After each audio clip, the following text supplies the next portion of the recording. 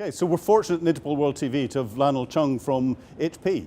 Lionel, can you tell me a little bit about why HP have come to INTERPOL World? Well, this is one of the major events, especially with regards to security. And HP as a global MNC, we want to bring out the message with regards to the importance of cybersecurity, especially in endpoint devices, the PCs and the printers.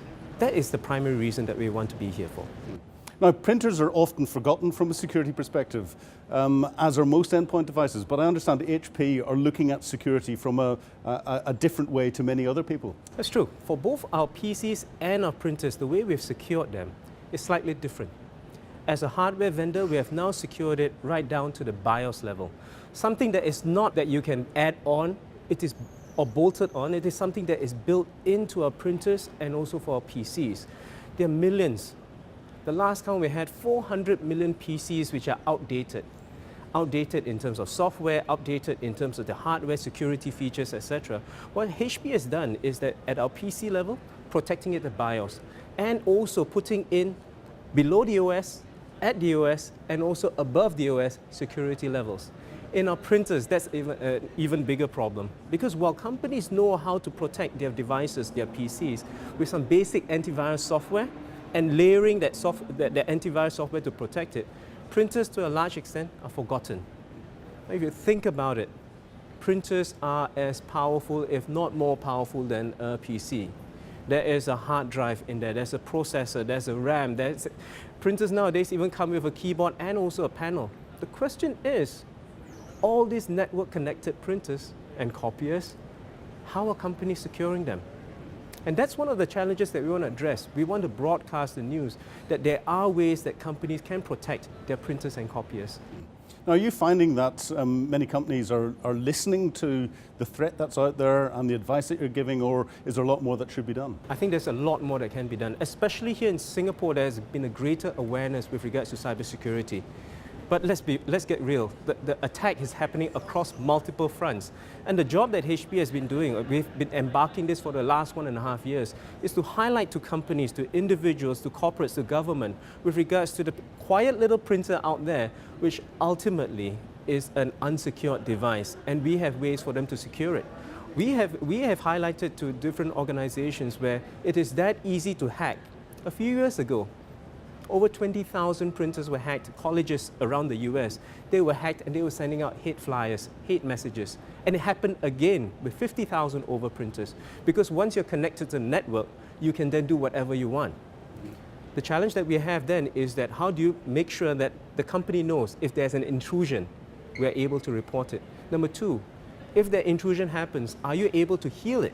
Are you able to solve it? Because business must run as normal. And that's what the HP printer can actually do. There is a fundamental security that we put at the BIOS level. There's the ability for it to protect the RAM and also the memory. And most importantly, all of this can be monitored through IT. The IT department has full capability to monitor the health of the printers and also the PCs. Now, we hear of stories of, I think it was the Myra virus that was part of the global DDoS attack that affected domain name server providers and all the rest of it. Is your approach something that will stop that? Well, I cannot comment on specific details of all the different malware attacks that have happened. But what we have been doing is, at least at the BIOS, and at the BIOS level of protection, you can easily buy rootkits to attack at the BIOS level, and companies don't realize it. Now, a lot of attacks happen. There are so many different types of attacks that can actually happen. Antivirus softwares can actually protect it.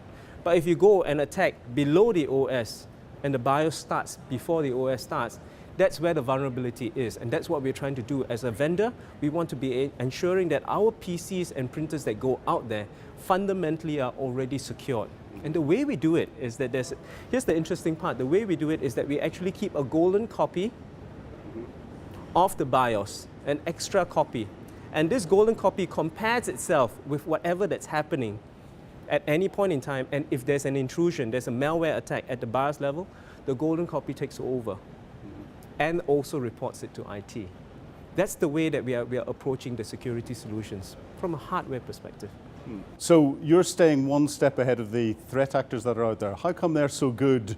And you know, are the good guys going to win or are the bad guys going to win? I hope the good guys win. Of course, you and I definitely want that. And the fact is that I think nobody's ahead. It's always a constant battle of innovation. It is always a constant battle for vigilance. And what we have done is we believe that staying one step ahead is important, but at the same time, we all know where the weakest link is, the users themselves. So what we've done is we've created a video. It's called The Wolf. It stars Christian Slater.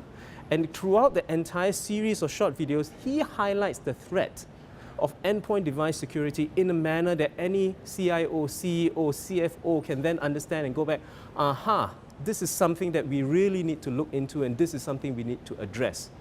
So the Wolf video is one way that we're broadcasting the news that we have in a way that hopefully it resonates with all the employees and also the decision makers.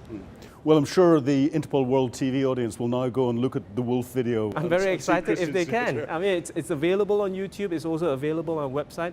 This is something that we're broadcasting in every event to heighten the level of understanding, appreciation, and hopefully the call to action with regards to endpoint security devices. Well, fantastic. It's been a real pleasure talking to you, and I hope you enjoy the rest of the exhibition and Congress. Thank you so much for your time.